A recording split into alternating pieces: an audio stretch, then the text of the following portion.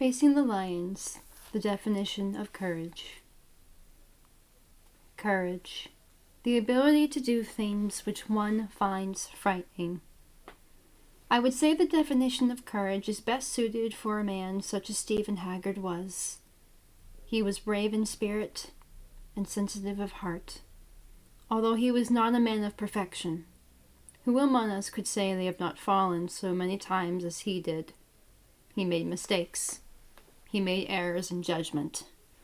He made choices which backfired and left hurts. But then, don't we all? It is only human to fall and to stumble, just as he was. Human. And he is not meant to be forgotten. Nor should he fade into the passages of a long-gone era, because it is disrespectful and unfair. He is but a flawed and unsung hero, and he has every right to stand in our museums and to have his story told as much as Alan Turing does. Stephen belongs among them, as much as any man who stood up during World War II and fought an enemy none of us here in this current world will ever know. I stand before a door to darkness this 24th of June, 1940, he says, to paraphrase a passage from his memoir, I'll Go to Bed at Noon, A Soldier's Letters to His Sons. Yes, he did stand before that door. Yes, he was a hero.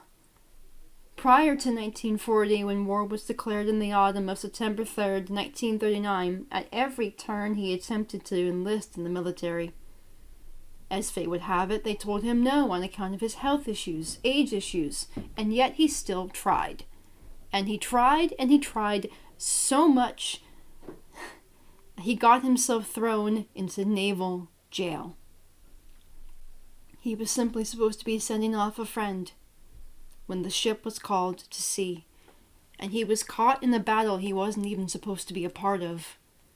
But I suppose he wanted to help.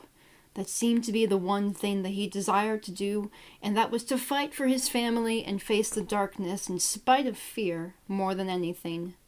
He was at last called up to the front officially in June of 1940 for training, and he was stubborn. He worked his tail off.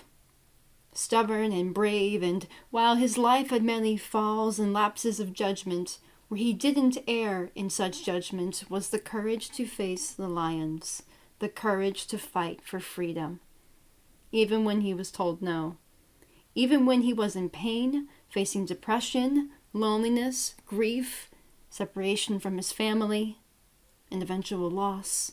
He still had the courage to continue, though I imagine he wanted to give up so much. Yet he got up, he used his mind, and that is courageous. That is what counts, the courage to continue, as I believe Winston Churchill once said. Stephen was a gifted man, a brilliant writer, a beautiful poet, a man whose smile and infectious enthusiasm either made him friends or gained him stares of disbelief. He wasn't a popular person at first. Although he was self-assured at times, deep behind it all he could be overly critical of himself and his work. He reflected on his flaws and the way it impacted his life and his work. Courage, honesty, fallibility. Stephen Haggard was a man who knew the enemy ahead of him and took a stand to enlist, or at least to try, until finally he was a part of the war for the new world, our world. With all that I can implore, I want to stand before the many and say, if you have the power to give Stephen Haggard the memorial he deserves, give it to him. His story is moving, it's raw, and it's real. It is the story of an unsung hero, a man who wasn't perfect. He wasn't a fighter seeking glory, he was just a man looking to ensure there was hope for tomorrow for his children. He was a writer, an author, a teacher, a husband, a son, brother, and father. And he opened the door to darkness, saying to a friend, "Promise me we won't act until we've beaten the Huns." History forgets. It was not the biggest of ripples that impacted the world. It was the singular smooth stone that made the greatest of splashes as it skipped across the pond. And Stephen is that smooth stone in a massive body of water. and I refuse to let his story fall into the recesses of time. As such, I will be an echo that carries the torch of those who came before. That is the purpose of history.